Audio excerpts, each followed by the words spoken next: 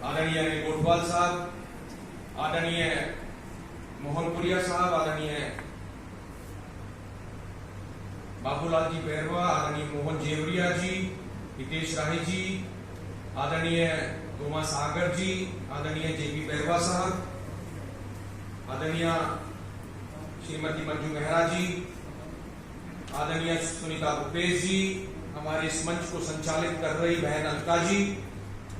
माफी चाहूंगा अगर कोई महत्वपूर्ण नाम मेरे से रह गया हो, क्योंकि मैं इस कार्यक्रम में आया हूं तो ये सोच के आया हूं कि यहां पर उपस्थित हर व्यक्ति मेरे दिल में बसा है। बहुत आदर के साथ में सभी उपस्थित अंबेडकर वेलफेयर सोसाइटी के इस कार्यक्रम से और इस सोसाइटी से जुड़े हुए, संस्था से जुड़े हुए मेरे आदरणीय बंधुओं, मेरी आदरणीय बहनें,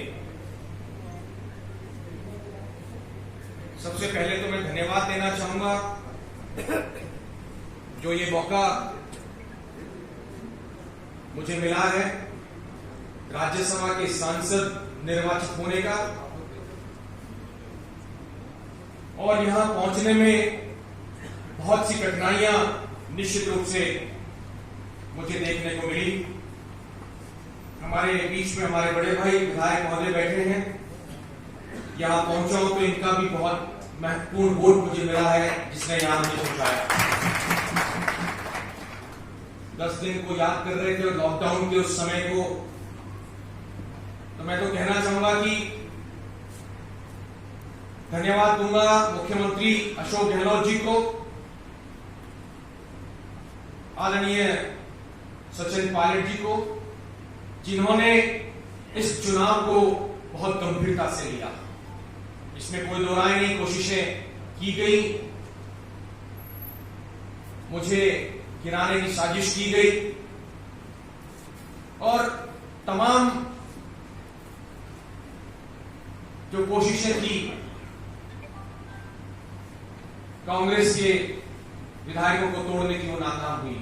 और उसका सिर्फ एक कारण था कि हमारे जो साथी विधायक महोदय यहां भी मौजूद हैं, और वो तमाम विधायक जिन्होंने कांग्रेस के दोनों उम्मीदवार को वोट देकर के विजय बनाया, वो मजबूती से डटे रहे, किसी प्रलोभन में नहीं आए, किसी तरह का कोई भी दबाव इनके ऊपर आया तो उस दबाव में बिल्कुल ये लोग जो है मजबूती से पार्टी के लिए खड़े रहे।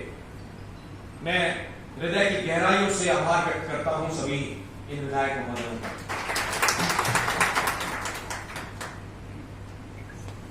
चुनाव तो 18 मार्च को ही जीत जाते, 26 मार्च तक भी मैं समझता हूं कि जरूरत नहीं थी वेट करने की। चौथा उम्मीदवार भारतीय जनता पार्टी ने उतार तो दिया। राज्यसभा का चुनाव अंकगणित है, जिसके पास ज्यादा विधायक हैं वही जीतेगा। लोकतांत्रिक संवैधानिक सिस्टम का हवाला जरूर दिया, और संविधान में किसी को भी खड़ा होने का निश्चित रूप से अधिकार है, लेकिन ये अधिकार से वो पार्टी उसी समय वंचित हो जाती है जब उसके पास अल्पमत होता है, अन्यथा व्हिप लागू करने की आवश्यकता ही क्या है, कोई किसी को भी वोट डाल दे। बात करी, अगर कोई किसी को भी वोट डाल देता तो व्हिप जारी करने की आवश्यकता ही क्या है। वोट को दिखा करके डालने का अधिकार अगर पार्टी को मिला है तो वो सिर्फ इसी वजह से मिला है कि हम जैसे लोग जिन्हें रोकने की कोशिश अगर कोई करता है तो वो ये व्यक्ति है जो ऐसे विधायकों को प्रलोभनों से बचाती है और पार्टियों को रोकती है कि वो किसी तरह का कोई प्रलोभन न दे, किसी तरह की खरीद फरोख्त न करे, किसी तरह की हॉर्स ट्रेडिंग का सहारा न ले। अन्यथा कोई भी धनाढ्य व्यक्ति राज्यसभा में चुनाव जीत सकता था। जब मुझे मौका दिया और मेरी कांग्रेस पार्टी में वरीयता दूसरे नंबर पर रखी तो कुछ लोगों ने कहा कि नीरज डांगी क्या बहुत धनाढ्य व्यक्ति है, बहुत पैसे वाले हैं क्या, जो इन्हें दूसरी वरीयता दी है, जो पैसे के दम पे चुनाव जीतेंगे। तो मैंने कहा मैंने तो अपने काम के दम पे मैंने ये मौका लिया है और मेरे काम के दम पर ही मुझे जो है विधायक वोट डालेंगे। और ये जो 10 दिन का प्रवास था चुनाव तो 18 मार्च को ही हो जाता।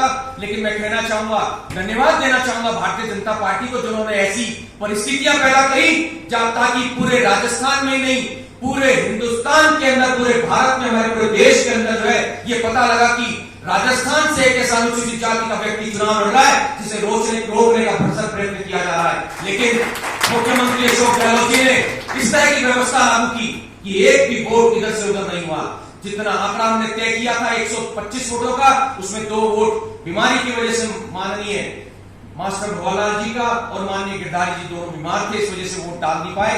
123 के 123 वोट जो है कांग्रेस की झोली में आए और पूरे हिंदुस्तान के अंदर जो पूरा राज्यसभा का चुनाव था, सबसे अधिक मतों से राजस्थान में कांग्रेस जीती है। मेरे को 59 वोट मिले हैं और हमारे दूसरे कैंडिडेट को 64 वोट मिले हैं। 39 वोट से मैं जीता हूं, एक वोट से हम लोग जो है राज्यसभा में हार जाते हैं। गुजरात में मात्र 1 वोट से हमको हार का सामना करना पड़ा दूसरी सीट पर। मैं कहना चाहूंगा कि इसमें कोई दो राय नहीं कि मेरी इस जीत के पीछे आप लोगों की जो है भावनाएं भी जुड़ी थी।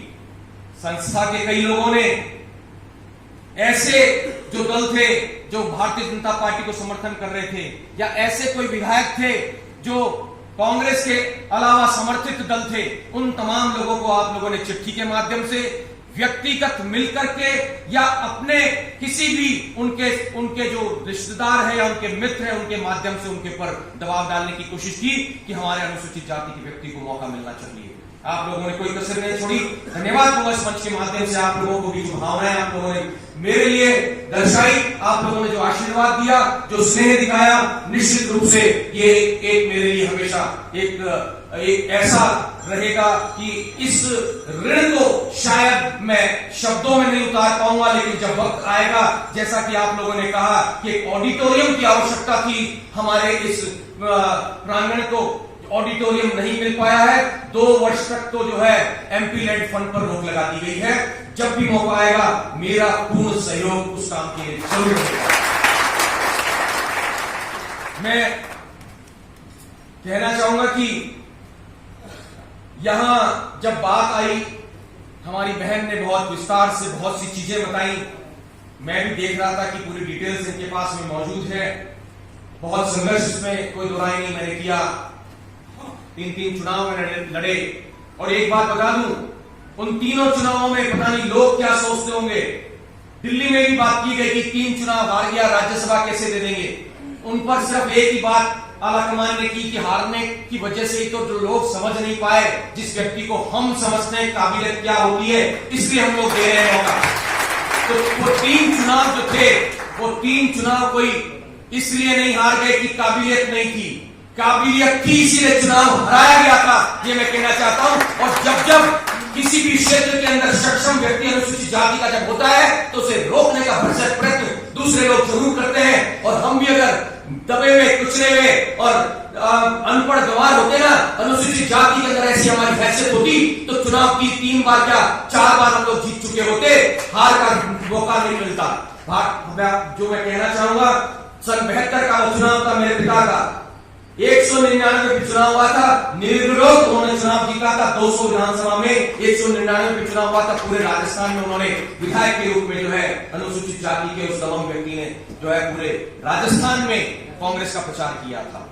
मुझे फक्र है कि मैं ऐसे पिता का बेटा हूं, और उसी राह पर चलते हुए जो उन्होंने सपने सजोए थे, उनको पूरा करने का काम मैं करूंगा। और उसमें पल पल पर, पग पग पर आप लोगों की हमेशा कंधे से कंधा मिलाकर के जरूरत पड़ेगी। अभी रोलन साहब कह रहे थे, बहुत बेहतरीन बोलते हैं वो भी। उन्होंने कहा कि 25 जो है वैकेंसीज जजेस की हैं, और उसमें जो एक प्रस्ताव सूची का बना है, प्रस्तावित जो नाम है, उन प्रस्तावित नामों में एक भी नाम SC/ST का नहीं है।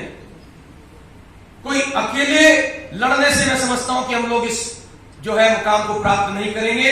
खिलाड़ी बैरवा साहब, बड़े भाई ने निश्चित रूप से बहुत सही बात कही। आप लोग एक तय कीजिए, कुछ लोगों को शामिल कीजिए, इसमें एक डेलीगेशन तैयार कीजिए आपकी संस्था का भी और चुने हुए जनप्रतिनिधियों का भी, जिसमें आप समायोजित करें कुछ अच्छे विधायकों को जो पार्टी सरकार की पार्टी के हो, कांग्रेस पार्टी के हो, क्योंकि कांग्रेस की सरकार है, उन्हें ही निर्णय लेना है। मुख्यमंत्री जी के समक्ष उस डेलीगेशन को लेकर के जाएं, मैं भी उस डेलीगेशन का हिस्सा बनूंगा। पुरजोर तरीके से आपकी मांग को उठाएंगे और निश्चित रूप से मैं समझता हूं कि हम लोग उसके अंदर कामयाब होंगे। बहुत मुश्किल नहीं है, लेकिन निश्चित रूप से जो है हम लोग अगर तरीके से अपनी मांग को उठाएंगे तो कामयाबी भी हासिल होगी। बहुत सी बातें हैं 2 अप्रैल के केसेस को लेकर के हमारे माननीय गोठवाल साहब ने भी बात को रखा कि 2 अप्रैल के केसेस जो है विड्रॉ होने चाहिए। मुख्यमंत्री जी स्वयं चिंतित है, इस बारे में पूर्व में भी बात की गई थी। जालौर, सिरोही और पाली को लेकर के कई केसेस हम लोगों ने विड्रॉ करवाए, प्रशासन पर दबाव डलवाया और जिस समय केसेस हुए वहां पर जो भी डीवाईएसपी या एसएचओस थे उनके खिलाफ सख्त कार्रवाई करने का काम एटलीस्ट मैंने सिरोही और जालौर में जरूर करके दिखाया। उन लोगों को ऐसी जगह पे हम लोगों ने भेजा है जहां जो है वो क्रीम के पद होते हैं एसएचओस के और डीवाईएसपी से, वहां से हटाने का काम हम लोगों ने किया है और ऐसे लोगों को लगाया जिन लोगों ने उस 2 अप्रैल की रैली के अंदर महत्वपूर्ण भूमिका निभाई, सहयोग किया और SC ST के लोगों को पूरा जो है सहयोग प्रदान किया। एक बात और कहूंगा, पता नहीं आप लोगों ने इस बात पर ध्यान दिया कि नहीं दिया। 2 अप्रैल की वो रैली जो थी उसमें नेतृत्व नहीं था। अपने मन से, अपनी अंतरात्मा से लोगों ने जो है लोग सड़क पे उतरे, अनुसूचित जाति और जनजाति के लोग सड़कों पर उतर करके अपनी भावना को उन्होंने प्रदर्शित किया। वो 2 अप्रैल का जो मंजर था और जो एक मजबूती के साथ में अनुसूचित जाति और जनजाति के साथियों ने इस बात को दर्शाया कि नेतृत्व के बिना भी एकता का परिचय देने में हम लोग सक्षम है। उस चीज का इतना जबरदस्त इंपैक्ट था कि जब हम लोग विधानसभा का चुनाव लड़ रहे थे, खिलाड़ी बैरवा साहब ने पता नहीं महसूस किया कि नहीं किया, लेकिन मैंने उस चीज को महसूस किया। जो सक्षम लोग चुनाव लड़ रहे थे विधानसभा में, उनको उस 2 अप्रैल की रैली के उस प्रदर्शन की वजह से अदर कास्ट ने यह मान लिया कि उस समय नेतृत्वहीन तरीके से भी अगर इतना ज्वलंत प्रदर्शन अगर ये लोग कर सकते हैं, तो अगर सक्षम लोग अगर जीत करके ये लोग नेतृत्व प्रदान कर देंगे तो पता नहीं क्या जलजला देश में आएगा। उसका खामियाजा जो है भुगतना पड़ा कहीं ना कहीं। लेकिन मैं ये कहना चाहूंगा, चाहे कैसी भी परिस्थितियां हो जाए, हम लोगों को कुछ साथियों ने कहा कि नीरज जी आपके खिलाफ कुछ लोग लगते हैं। मैं चुनाव हारा, कोई विधायक की लड़ाई नहीं थी हमारे। मंत्रिमंडल में कैसे नीरज गांधी पहुंच जाए, उस मंत्रिमंडल में रोकने के लिए चुनाव को हराया गया था। ये हमारे साथी यहां पर बैठे हैं जो टिकट में हमारे साथ भागीदार थे। वो RS देव जी बैठे हैं जिन्होंने नजदीक से मेरे क्षेत्र को देखा। चुनाव 75,000 वोट मुझे मिला है। 60,000 पे खिलाड़ी बैरवा साहब देख समझ सकते हैं, 60,000 पे मंत्री बन गए हैं। 75,000 वोट पाने के बाद भी अगर हम सिस्टम से बाहर रह जाए, सदन के बाहर रह जाए और सदन में आपकी आवाज को बुलंद न कर पाए, तो मैं समझता हूं कि मुख्यमंत्री अशोक गहलोत जी को धन्यवाद है, सोनिया गांधी जी को धन्यवाद है, राहुल गांधी जी को धन्यवाद है, अविनाश पांडे जी को धन्यवाद है, सचिन पायलट को धन्यवाद है और धन्यवाद है ऐसे वीर विधायकों को जिन्होंने एड़ी चोटी का जोर लगा दिया कि हमारा ये व्यक्ति संसद में पहुंचना चाहिए, ताकि राज्यसभा में जब आवाज उठाने की बात हो तो हमारी आवाज बुलंद करने का काम ये करे। समाज की आवाज बनने का काम सदन में मैं करूंगा। ये विश्वास दिलाने के लिए मैं आज आप लोगों के बीच में आया हूं। राजस्थान में जब हम लोगों ने काम किया, बहुत संघर्ष मैंने किया है। आज आपको बताना चाहूंगा कि 19 तारीख को जब सर्टिफिकेट मेरे हाथ में आया, जब मैं बाहर आया विधानसभा के, जब मेरे साथियों ने अभिवादन किया, मेरा मुझे बधाई दी जीत की, उस दिन से लेकर के 5 बाद आज शायद दिन है 24 तारीख है, 10,000 से भी ज्यादा साथियों से मैंने मुलाकात की इन 5 दिनों में। ये एसेट है मेरा। मुझे गर्व है कि ऐसी पार्टी के अंदर युवक कांग्रेस के अध्यक्ष पद के रूप में मैंने अध्यक्ष का काम किया। वो अध्यक्ष का पद, वो भी मुख्यमंत्री जी की, अशोक गहलोत जी की देन थी, कोई रिजर्व पोस्ट नहीं थी। और मुझे याद है वो दिन जिस दिन मैं युवक कांग्रेस का अध्यक्ष बना था, तो मुझे कुछ लोगों ने कमेंट किया था कि ये कोई SC ST की संस्था है क्या युवक कांग्रेस। मुझसे पहले कुलदीप इंदौरा जी थे जो SC के थे, उससे पहले रघुवीर मीणा जी थे जो ST के थे। लगातार SC ST के लोगों को जब तीसरी बार मुझे मौका मिला तो ये कमेंट आया कि कोई SC ST की संस्था हो गई क्या कांग्रेस। उस जवाब को तमाचे के रूप में ब्याज सहित लौटाने के लिए ही मैंने संघर्ष किया 5 साल और एक ऐसी टीम तैयार की कि 2008 में जब चुनाव आया तो बहुत बड़ा रोल हमारी युवक कांग्रेस के साथियों का था, उन कार्यकर्ताओं का था, जिन्होंने अगर ताजपोशी की बात आएगी तो 2008 में जब सरकार बनी तो युवक कांग्रेस का बहुत बड़ा रोल था उस सरकार को बनाने में, ये कहना चाहूंगा। तो वो जो पद था, चाहे ये राज्यसभा का पद है, चाहे वो युवक कांग्रेस का अध्यक्ष पद है, ये कोई रिजर्व्ड पद नहीं है।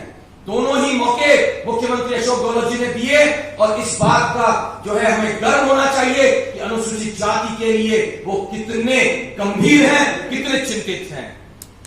मैं एक बात कहना चाहूंगा, बहुत देर से आप लोग बैठे, मैं थोड़ा लेट हुआ। मेरी कोशिश रहती है कि किसी भी कार्यक्रम की शुरुआत जब होती है, आज मेरा राज्यसभा सांसद चुने जाने के बाद, निर्वाचित होने के बाद में ये फेलिसिटेशन का या सम्मान का अगर कोई कार्यक्रम है तो पहला कार्यक्रम है। और मुझे बहुत बेहद दिल से खुशी है। कार्यक्रम बहुत सारे मेरे पास आए थे। कोटवाल जी ने छोटा सा निवेदन किया, दिल्ली जाने की भी परिस्थितियां बनी। परसों रात को मैंने पुनः कहा कि मैं सुबह आपको, कल सवेरे मैंने इनको कंफर्म किया था, मैंने कहा सवेरे कंफर्म करूंगा, बाय चांस कोई ऊंच नीच हो जाए तो कार्यक्रम तय होने के बाद में मैं उन लोगों में से हूं जो चाहे कितनी भी दिक्कतें सामने आ जाए, कितना भी बड़ा नुकसान हो जाए, मेरी कोशिश रहती कार्यक्रम अगर मैंने दिया है, मैंने अगर यस किया तो उसमें जाऊंगा जरूर। तो मैं यही कहना चाहूंगा कि मुझे बहुत बेहद खुशी है कि इस सर्वोच्च पद पर जो है भेज करके मुख्यमंत्री जी ने और विधायक जो हमारे साथी बैठे उन्होंने जब मुझे मौका दिया है, तो पहला कार्यक्रम यहां मेरे समाज के साथियों के साथ मेरा हो रहा है, मेरे लिए गर्व की बात है। जब भी मौका लगेगा हम लोग मिलते रहेंगे समय समय पर। इस संस्था से बहुत पुराना जुड़ाव है मेरा, बहुत सालों से मैं इस संस्था का सदस्य हूं। समय समय पर कई कार्यक्रमों में आया हूं मैं। कुछ राजनीतियां चलती हैं, कभी बहुत ज्यादा भले समय नहीं दिया हो, लेकिन दिल से हमेशा एक जुड़ाव इस संस्था से हमेशा रहा है और हमेशा रहेगा। ये जब भी कुछ काम होंगे, कोई दिक्कतें अगर कोई परेशानी है या कोई ऐसा मौका है जिसमें मेरी जरूरत है, तो आप लोग निश्चित रूप से मुझे अपने साथ कंधे से कंधा मिला करके पाएंगे। ये हाईकोर्ट वाला जो मामला है, इसको बहुत जल्द आप लोगों को तय कर लेना चाहिए। हम लोग एक डेलीगेशन के रूप में खिलाड़ी बहवा साहब उस डेलीगेशन को जो है हेड कर सकते हैं, कोई दिक्कत नहीं है। हम लोग सब मिल करके मुख्यमंत्री जी को जब निवेदन करेंगे तो निश्चित रूप से कुछ ना कुछ निष्कर्ष निकलेगा।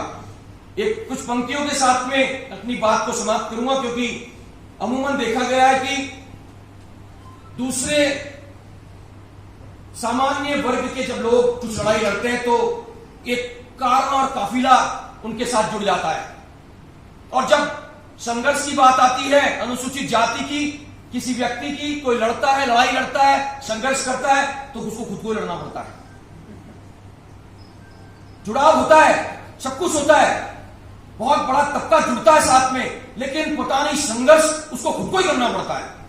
तो मैं ये कहना चाहूंगा कि जब संघर्ष की बात आएगी तो संघर्ष के लिए जो है अपने स्वयं को भी, संघर्ष को तो जो है अपने ही कंधों पर उठाना होगा, दूसरों के कंधों पर तो जनाजे उठते हैं।